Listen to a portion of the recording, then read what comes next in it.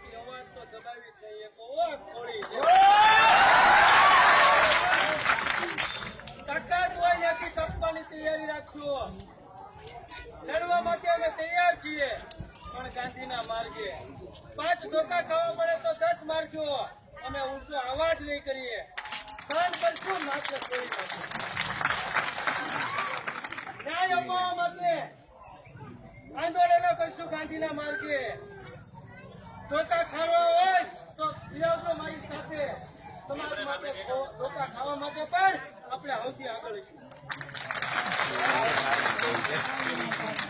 યુવાનો ભેગા થયા છે ત્યારે મારે કેવું છે, સમય આવી ગયો છે અન્યાય સામે ઝઝૂમવાનો, અન્યાય સામે લડત આપવાનો. પણ એ લડત ન્યાય માટે હોવી જોઈએ, હિંસાત્મક નહીં. અહિંસાના માર્ગો પર હોવી જોઈએ.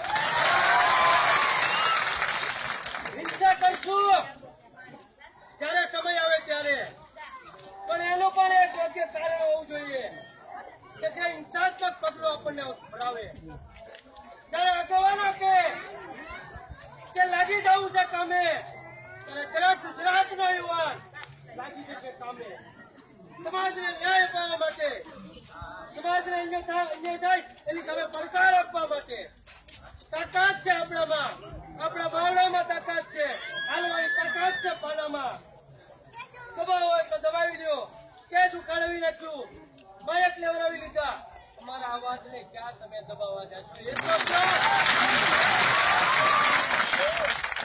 રોકવા હોય એટલા રોકી લેજો. અન્યાય જો છે અને એનો ન્યાય પણ અમે લેશું ને લેશું. લાગુ અહીંયા લગાડી દેજો. જ્યાં હંતાડો અહીંયા હંતાડી દેજો. જ્યારે પણ મળશે ત્યારે પોલીસ તંત્રએ એટલી આપણને બાંહેધરી આપી છે કે એમાં સાક્ષી લેવામાં નહીં આવે.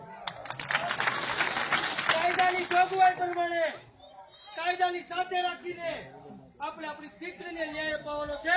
આપણે આપણી દીકરીને મદદરૂપ થવાનું છે. જ્યારે સમય મળે કાંઈ પણ વાત કરવાની હોય, દીકરીના હિત માટે, દીકરીના ન્યાય માટે સૌએ ભાઈઓ આગેવાનો આપણે બધા સાથે મળી અને દીકરી માટે લડાઈ કરવાની. દૂષણ જે છે એ દૂષણને પણ નાબૂદ કરવું છે. જ્યાં જરૂર છે